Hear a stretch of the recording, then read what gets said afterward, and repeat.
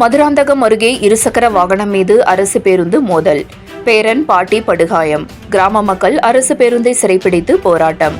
செங்கல்பட்டு மாவட்டம் மதுராந்தகம் அருகே உள்ள மருவலம் கிராமம். மதுராந்தகத்திலிருந்து செய்யூர் நோக்கி சென்ற அரசு பேருந்து மருவலம் வழியாக செய்யூர் செல்கிறது. அப்போது மருவலம் பேருந்து வரும்போது பேருந்தை வலப்புறமாக பேருந்தை இயக்கியதால் எதிரே இருசக்கர வாகனம் மீது மோதியது. இருசக்கர வாகனத்தில் வந்த பாட்டி ராஜேஸ்வரி வயது 55, பேரன் சச்சின் வயது 18 இருவரும் பேருந்தின் தகடு கிழித்து படுகாயம் அடைந்தனர். உடனே பேருந்து ஓட்டுநர் பயந்து பேருந்தை நிறுத்திவிட்டு ஓட்டுநர் ஓட்டம் பிடித்தார்.